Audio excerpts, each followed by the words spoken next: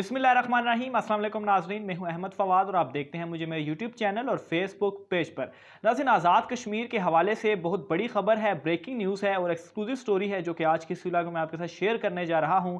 Barrister सुल्तान महमूद एक मरतबा सारे मामलात में फिर से बाजी ले गए हैं सरदार तनवीर इलियास के ऊपर, और सरदार तनवीर इलियास को एक मरतबा और मामले में फिर से मुंह की खानी पड़ी है। मामला क्या है? गुज़श्ता काफ़ी दिनों से ख़ास तौर पर सरदार तनवीर इलियास की जानिब से जो ग्रुप भी सामने आया, फिर काबीना में भी उनके ग्रुप में शिरकत नहीं की, कैसे उनको मुंह की खानी पड़ी और बैरिस्टर सुल्तान महमूद ने किस तरह से अपनी जो तजर्बा है उसको इस्तेमाल करते हुए कैसे बैरिस्टर सुल्तान महमूद ने जो है वो बाजी पलटी है। इस हवाले से बहुत अहम तफसीलात हैं जो कि आज की इस व्लॉग में मैं आपके साथ शेयर करूंगा। सबसे पहले तो नाज़रीन मैं आपको ये बताता चलूं कि बैरिस्टर सुल्तान महमूद ने जो है जो अपनी नशिस्त एक छोड़ी थी LA-3 मीरपुर से और एक और नशिस्त थी LA-12, इन दो नशिस्तों के ऊपर ज़िमनी इंतखाब जो है वो होना है और इसकी तारीख अनाउंस हो चुकी है। 10 अक्टूबर वाले दिन ज़िमनी इंतखाब जो है वो होगा। अब मसला यहाँ पर आ रहा था कि सरदार तनवीर इलियास जो हैं वो चूँकि इस वक्त पार्टी के सदर हैं और सरदार तनवीर इलियास का जो इख्तियारात हैं वो भी बढ़ा दिए गए हैं, जिसकी वजह से पार्टी जो टिकट जारी किया जाना था इन ज़िमनी इंतखाबात में, उसमें जो इन्फ्लुएंस था सरदार तनवीर इलियास का वो मज़ीद बढ़ चुका था, इख्तियारात जो है वो उनके मज़ीद बढ़ चुके थे।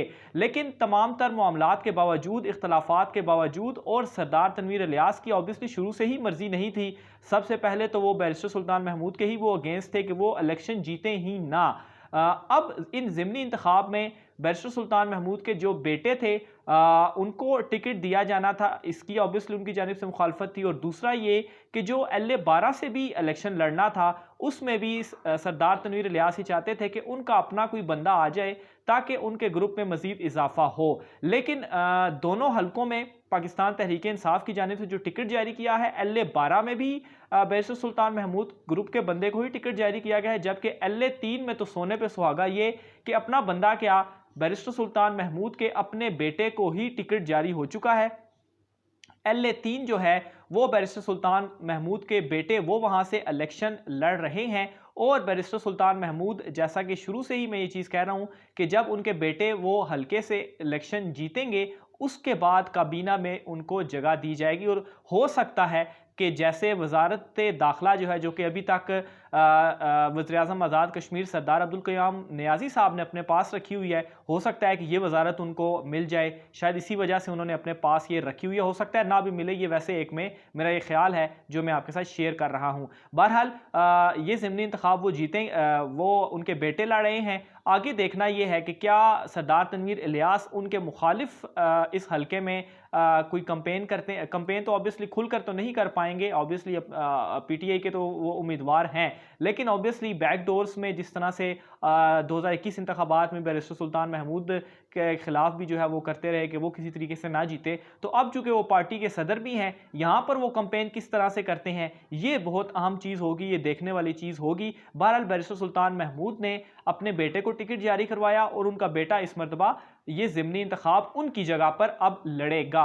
दूसरी जानिब नाज़रीन, कल भी जो मैंने एक खबर भी अपने व्लॉग में आज़ाद कश्मीर के हवाले से भी दी थी, और काबीना का जो इजलास हुआ था उस इजलास में सरदार तनवीर इलियास के जो लोग हैं वो शिरकत उनकी जानिब से नहीं की गई। उनमें जो एक ग्रुप सरदार तनवीर इलियास की जानिब से बनाया गया था, जब वजारत उज़्मा उनको नहीं दी गई और उसके बाद ये ग्रुप उन्होंने बनाया था कि उन्हें उनकी मर्ज़ी की जो वजारतें हैं वो दी जाएं, और इस वजह से ये ग्रुप जो है वो बनाया गया था। अब क्या हुआ, वजारतें तो उनको मिल गईं, लेकिन उनके अपने ग्रुप के अंदर ही जो इख्तलाफात हैं वो बढ़ चुके हैं, और ये हमने कल देखा भी कि काबीना इजलास में सबसे पहले 7 लोग थे सरदार तनवीर इलियास के साथ, और ये 7 लोग कम होकर अब 5 रह गए हैं, और कल भी इन 5 लोगों की जानिब से ही काबीना के इजलास में शिरकत नहीं की गई। इन 5 लोगों में से एक नाम तो जो है वो सरदार तनवीर इलियास का है, और इसके बाद जो 5 नाम हैं वो भी मैं आपके सामने जो है वो रखता हूँ। पहला नाम तो सरदार तनवीर इलियास हैं, दूसरा नाम मीर अकबर ख़ान साहब हैं, तीसरा नाम अली शान सोनी है, चौथा नाम जो है वो शाहिदा सगीर साहिबा हैं, और पांचवा नाम चौधरी अकबर इब्राहिम। इस वाले से मैंने कल भी आपको डिटेल्स बताई थी कि ये 5 लोग जो थे उन्होंने काबीना के इजलास में शिरकत नहीं की। लेकिन जो 2 लोग, उन 2 लोगों के भी नाम जो हैं वो मैं आपके सामने जो है वो रखता हूँ। उनमें एक नाम तो है दीवान चुगताई जो कि वज़ीर तालीम है, और दूसरा नाम है माजिद खान जो कि वज़ीर ख़जाना जो हैं वो हैं। तो ये वो 2 लोग हैं जो सरदार तनवीर इलियास ग्रुप में थे, लेकिन ये दोनों अब सरदार तनवीर इलियास से हट चुके हैं, उनके ग्रुप से दूर हो चुके हैं और अब ये हुकूमत का साथ दे रहे हैं और कल काबीना इजलास में भी ये शिरकत थी। अब सरदार तनवीर इलियास की जानिब से इन तमाम 7 लोगों को कॉल भी की गई, लेकिन ये जो 2 लोग थे, इन दोनों लोगों को जब सरदार तनवीर इलियास की जानिब से कॉल की गई तो इनका जवाब क्या मिला? इन दोनों ने ये जवाब दिया कि हमारी जो एक मुतालबा था वो ये था हुकूमत से कि हमें अपनी मर्जी की वजारत दी जाए, जो कि हमें मिल चुकी है। वज़ीर तालीम भी मिल गई, वज़ीर ख़जाना भी जो है वो मिल गया है। तो अब मज़ीद ये धड़े बड़ी बंदी करना और मज़ीद हुकूमत को ब्लैकमेल करना, ये बहुत गलत बात होगी और ये हमारी मुखालफत में जाएगी और हमारी सियासत के ऊपर बड़ा नेगेटिव इम्पैक्ट पड़ेगा। इसलिए हम इस मामले में आपका साथ नहीं देंगे और एक मशवरा भी दिया कि आप भी इन तमाम चीज़ों को छोड़ें, और इनकार किया फ़ोन कॉल के ऊपर। ये हमारे सोर्सेज जो हैं वो दावा कर रहे हैं कि सरदार तनवीर इलियास ने इन दोनों को भी कॉल की और इन दोनों ने ये कहते हुए इनकार कर दिया कि वो अब मज़ीद उनके साथ नहीं चलेंगे, हुकूमत के साथ अब वो रहेंगे और जो हुकूमत मामलात तय करेगी, काबीना में जो मामलात तय होंगे वो उसका साथ देंगे। सरदार तनवीर इलियास को एक किस्म का आप शट अप कॉल कह दें उनको दे दी है कि अब मज़ीद वो दोनों आपके साथ नहीं होंगे, वज़ीर ख़जाना और जो वज़ीर तालीम। और ये दोनों बहुत बड़े रहनुमा हैं, सीनियर रहनुमा हैं और अहम वजारतें हैं इन दोनों के पास। और इन दोनों के इनकार के बाद जो सरदार तनवीर इलियास के साथ बाकी 4 लोग थे, मीर अकबर, अली शान सोनी, शाहिदा ज़ख़ीर और चौधरी अकबर इब्राहिम, ये चारों लोग भी आलमोस्ट मायूसी की तरफ अभी चले जा चुके हैं, क्योंकि एक तो फूट पड़ गई इनके अपने ग्रुप के अंदर, 2 लोग अलहदा हो चुके और सीनियर लोग अलहदा हो चुके।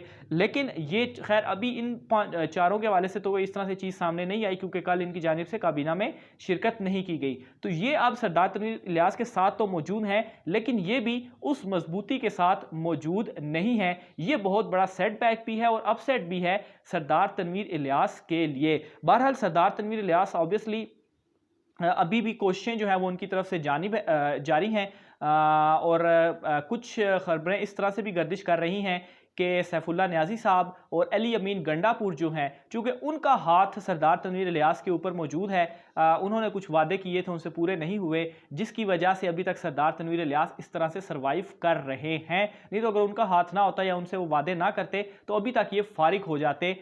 लेकिन खैर अब देखते हैं आगे सरदार तनवीर इलियास की जानिब से क्या हिकमत अपनी अमली जो है वो अपनाई जाती है, ख़ास तौर पर इन ज़िमनी इंतखाबात के हवाले से। और बैरिस्टर सुल्तान महमूद जो बड़ी खामोशी के साथ स्टेडियम में बैठकर और तमाम तर मामलात को चला रहे हैं, ऑब्वियसली उनका जो तजर्बा है वो इन तमाम चीज़ों में नज़र भी आ रहा है। अपनी राय का इज़हार ज़रूर कीजिएगा। आज के व्लॉग से इतना ही, मुझे इजाज़त दीजिए। अल्लाह हाफ़िज़।